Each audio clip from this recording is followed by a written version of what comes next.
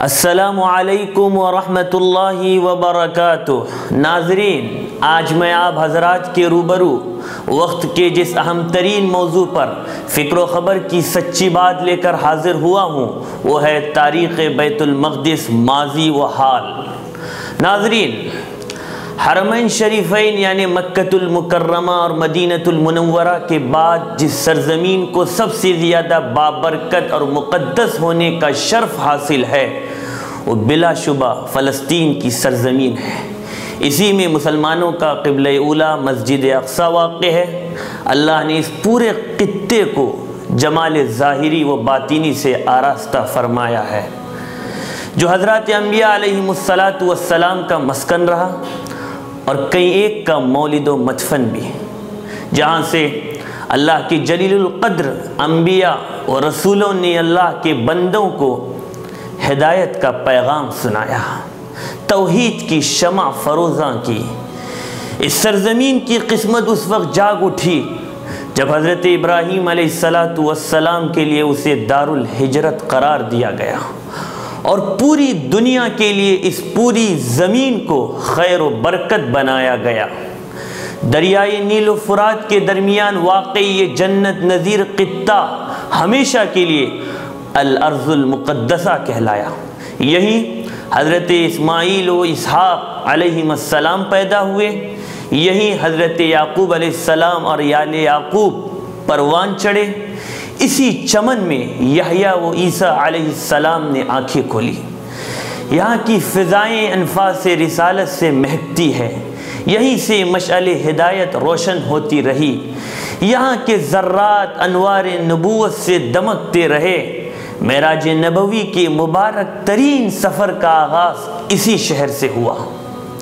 یہی وہ جگہ ہے جس کی طرف حضور اکرم صلی اللہ علیہ وسلم ہجرت کے بعد بھی 17 ماہ تک رخ کر کے نماز پڑھتے رہے، اور آخری دور میں بھی یہ سرزمین بڑی اہمیت کی حامل رہے گی۔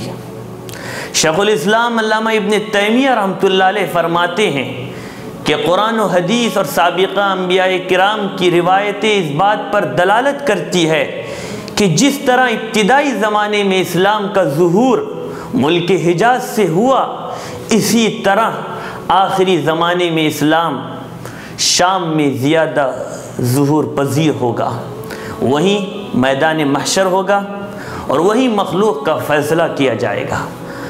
ناظرین، مذہبی اور فکری اختلافات سے صرف نظر کرتے ہوئے اگر یہ سوال کیا جائے کہ فلسطین پر کس کا حق ہے، تو تاریخ کا ایک طالب علم بغیر کسی تردد کے یہ جواب دے گا کہ اس سرزمین پر عربوں کا حق فطری حق ہے اور قانونی بھی، اس لیے کہ تاریخ کے متفقہ بیان کے مطابق یہی معلوم ہوتا ہے کہ قدیم زمانے سے یہاں عرب آباد ہے۔ دوسرے، حضرت عمر رضی اللہ عنہ کے زمانے میں سن 15 ہجری میں جب مسلمانوں نے اس کو فتح کیا تو قتل و غارت گری کے ذریعے اس پر قبضہ نہیں کیا گیا، بلکہ فلسطین کے عیسائی، یہودی تمام باشندوں نے بڑھ کر خلیفۃ المسلمین کا استقبال کیا تھا، یہاں تک کہ بیت المقدس کے باشندوں کو جب اس صلح نامے کی اطلاع ملی تو انہوں نے خوشی سے جشن منایا۔ فلسطین سے متعلق برطانیہ کا سرکاری مورخ لکھتا ہے کہ یہودی، عیسائی ہر ایک نے عرب مسلمانوں کا نجات دہندہ کے حیثیت سے استقبال کیا، جنہوں نے ایک مدت سے چلے آ رہے یونانی ظلم و ستم سے ان کو نجات دلائی۔ عرب فوجوں نے شام کے کسی حصے پر تلوار سے قبضہ حاصل نہیں کیا۔ مسلمانوں کے قبضے کے بعد طویل عرصے تک مسلمانوں نے پوری ہمدردی، رواداری اور سب کے ساتھ برابری کا سلوک کیا، بلکہ پوری تاریخ میں جہاں ہر طرف سے یہودیوں کو ذلیل و رسوا کیا گیا، مسلمانوں نے ان کو اپنے علاقوں میں پناہ دی، لیکن یہودیوں نے مسلمانوں کی اس احسان شناسی کا کبھی خیال نہیں رکھا، بلکہ ہمیشہ اس وفاداری احسان شناسی کا جواب غداری سے دیا۔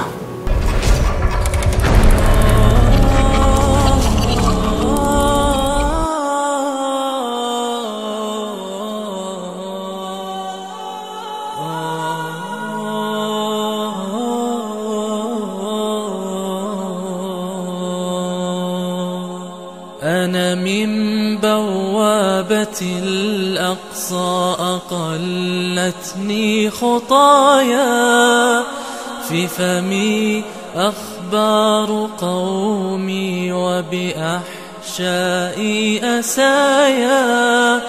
بعد العهد بحرمي فغدا ضمن الحكايا، وغدا القدس كتابا غائرا بين الزوايا، وغدت أشلاء قومي في البراويز هدايا.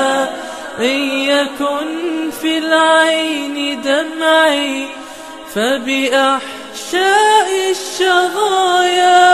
من لنا إن ماتت الآمال في ليل الرزايا، من لأنات الثكالى، من لدمعات الصبايا. قد أطلناها نداءات فكم يا بعد يا بيد أننا ما رأينا منكم غير التحايا.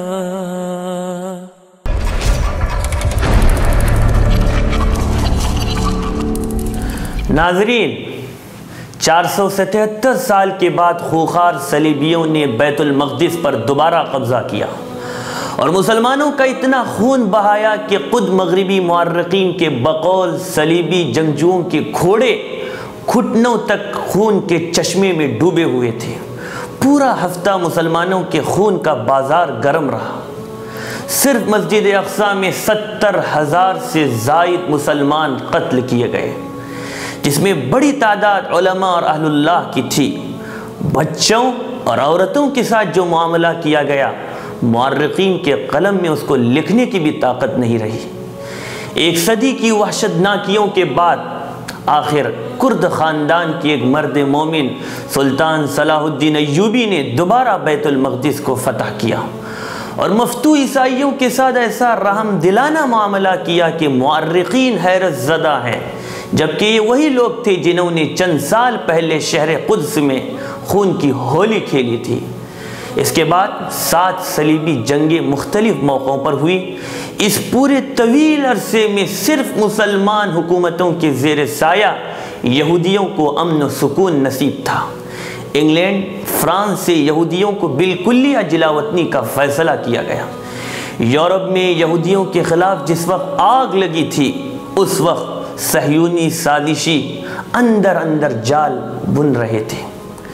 اس سلسلے میں انقلاب فرانس میں ان کو بڑی کامیابی ملی۔ سن 1797 میں یہودیوں نے ایک عالمی دجالی صہیونی تنظیم کی بنیاد رکھی۔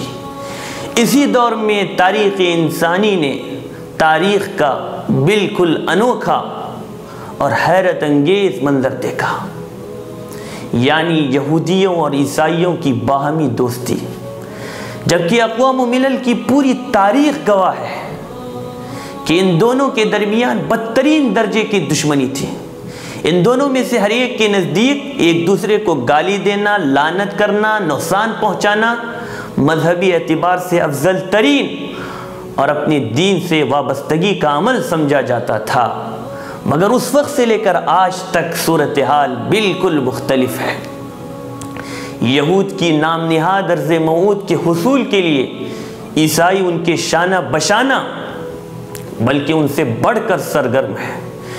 عیسائی جو حضرت عیسیٰ علیہ السلام کی آمد کے منتظر ہے، یہودیوں کی عیاری سے سچے مسیح اور جھوٹے مسیح دجال میں فرق نہ کر سکے۔ نتیجہ یہ ہوا کہ وہ بھی یہودیوں کی طرح جھوٹے مسیح دجال کے لیے زمین ہموار کرنے میں جٹے ہیں۔ پہلی جنگ عظیم کے دوران انگریزوں نے بیت المقدس اور فلسطین پر قبضہ کر کے یہودیوں کو آباد ہونے کی عام اجازت دے دی۔ پھر 1947 میں اقوام متحدہ کی جنرل اسمبلی نے دھاندلی سے کام لیتے ہوئے فلسطین کو تقسیم کر دیا۔ 1948 میں یہودیوں نے اسرائیلی ریاست کے قیام کا اعلان کر دیا، اور اس طرح دنیا کی بڑی طاقتوں روس، امریکہ، برطانیہ، فرانس کی سازشوں نے عربوں کے کلیجے میں اسرائیل کا ناسور پیدا کیا، جبکہ امریکہ پر تو 20ویں صدی کے آغاز ہی سے یہودی اپنا شکنجہ پوری طرح کس چکے تھے۔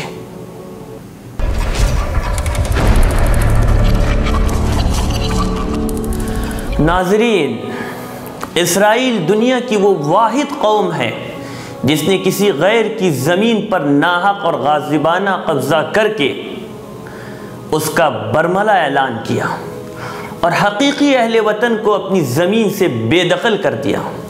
انہوں نے اسی وقت 8 لاکھ فلسطینیوں کو باہر کیا۔ اس کے بعد سے آج تک بے قصور اور بے بس فلسطینیوں پر مظالم، درندگی اور ہولناک مصائب دن بدن بڑھتے جا رہے ہیں، اور دنیا تماشائی بنی ہوئی ہے۔ کوئی دن نہیں گزرتا کہ اسرائیلی درندے بے بس فلسطینیوں کا شکار نہ کرتے ہو، ان کی خواتین و بچوں پر مظالم کے پہاڑ نہ توڑتے ہو، ان کے رہائشی مکانات پر بلڈوزر نہ چلاتے ہوں، ان پر اناج، پانی، بجلی کی بندش لگا دی گئی ہے۔ ایسا لگتا ہے کہ پوری فلسطینی قوم غلاموں کا ریوڑ ہے جو آج کے ہٹلر کے اذیت ناک کیمپ میں محبوس ہے۔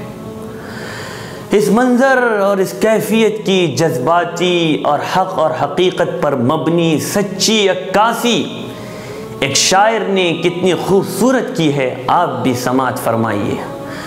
تل ملاتے ٹوٹتے روتے بلکتے مرد و زن، کسمساتے چیختے چلاتے نوخیز وطن، تل ملاتے ٹوٹتے روتے بلکتے مرد و زن، کسمساتے چیختے چلاتے نوخیز وطن، زخم کھاتے آہ کرتے جھیلتے جلتے بدن، مارتے مرتے تڑپتے بھوکے پیاسے جان و تن، منتظر آزادیوں کے پھر سے ہیں پیر و جواں، منتظر آزادیوں کے پھر سے ہیں پیر و جواں، نام ہے القدس میرا عرف ہے دارالامان۔ ناظرین، سچی بات یہ ہے کہ فلسطین اور ارض مقدسہ کے لیے ہمارے جذبات میں آزادیوں کی فکر و کڑن ہونی چاہیے۔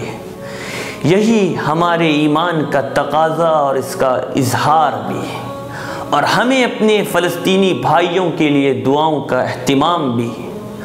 اور آخر میں چلتے چلتے یہ خبر بھی آپ کو بتاتا چلوں کہ الحمدللہ اس وقت دنیا کے کئی ممالک فلسطین کو مستقل ملک تسلیم کر چکے ہیں، اور اقوام متحدہ سے یہ مطالبہ بھی کر رہے ہیں کہ ان کو مکمل حقوق دیے جائیں۔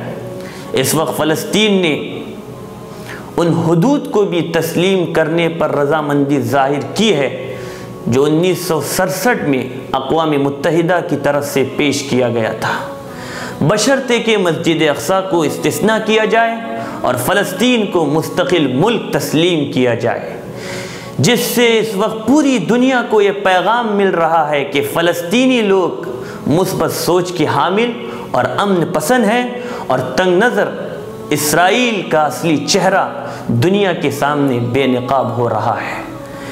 اسی پر اپنے میزبان کو اجازت دیجیے، انشاءاللہ اگلے ہفتے پھر حاضری ہوگی ایک نئے موضوع کے ساتھ۔ تب تک کے لیے اللہ حافظ۔